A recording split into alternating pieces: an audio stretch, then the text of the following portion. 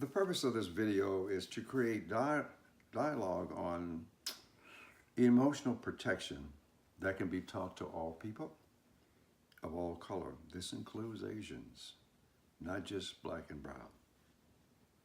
Further, how do we protect ourselves emotionally from the pain and scarring of racism in our culture and the world's culture? How do we give the protection to those who will certainly experience pain, anger, sadness, and scarring? Do we shoot the racist or the child of the racist? I think not. Both are wrong. Let me give you an example. Let me give you an example of racism as I have experienced it over the years. Of course, there's many. I'm 82 years old, trying to make 83, and certainly I have had many as an African American, both as a black man, as a Negro in the American culture. The first one that I can recall that was significant to me was when I was about 13. I found out the reason my grandmother on my father's side didn't see me because she was a domestic worker. She was Irish, and because of her job, the people that employed her told her that if she visited those niggers again, she would lose her job. Therefore, she didn't have an education, she had no way of making money, and she was single. So my grandmother didn't visit me from the time I was very, very young, maybe 1 or 2 years of age, forever after that. I've never seen her since that time. That began the process of scarring, emotional scarring.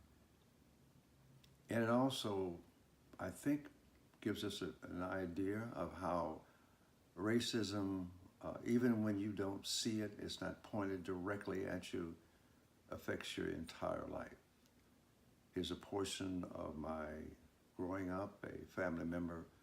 I have no idea who she was or what she was about. I guess we can stop there. Bear with me, I have to use this pad to keep my thoughts flowing, trying to describe the incidents that have occurred to me in detail and in a manner that is logical to follow. I was 15 years of age, actually. I had forged my birth certificate and got into the Air Force.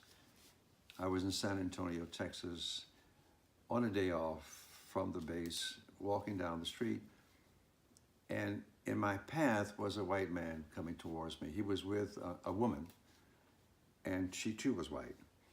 I was with another airman, as we were called, and he told me to get off the street because he was going the other way to get out of the way. Otherwise, I would run into the white man. And I said, I'm not getting off the street. He said, if you don't and you run into him, you can be charged with assault and go to jail. And I don't know what you could say, but I decided I was going to run into him. But at the last minute, I stepped off the street, off the curb into the street to allow the white man to pass. The pain and anger and sadness are with me today. The scarring is still there. The scarring causes anger, which is really not healthy for a man my age. So I don't visit it, but the point being is that these kinds of incidents take from us, cause us to be less than what we might be ordinarily. None of us need to go through life with this kind of scarring and this kind of anger hanging on us. Here is another incident, and as I've said before, there are multiple ones, but I'm trying to give you incidents that each presents a particular kind of racism and the end result of the scarring that comes with it. This one is one I'm about to give to you that had I had just a little more push, I wouldn't be giving this bit of information today. I probably would have been in jail. The year is around 1959, 1960. I'm a police officer in the city of Chicago. But a friend of mine calls me and says, there is a couch for sale on the west side that I think is a good deal. Let's go over and pick it up.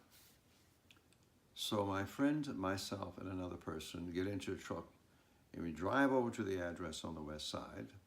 We're living on the south side of Chicago. When we get there, we go upstairs, purchase the couch, and I bring it downstairs, loading it on the truck.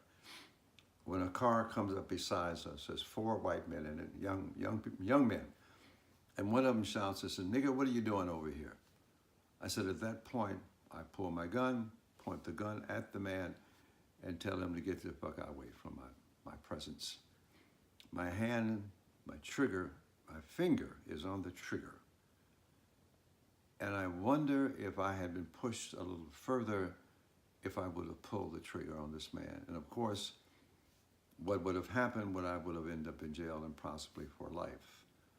And as I talk to you about this situation, if we had reversed that, if we had been white in a black community and black men had come up and said to us, "Pettiford, what are you doing here?" and shot the Negro, the black man, the African American, would I have gone to jail if I had been white? Just a theoretical question to look at. Racism has those two sides, and none of them seem to benefit people of color ever.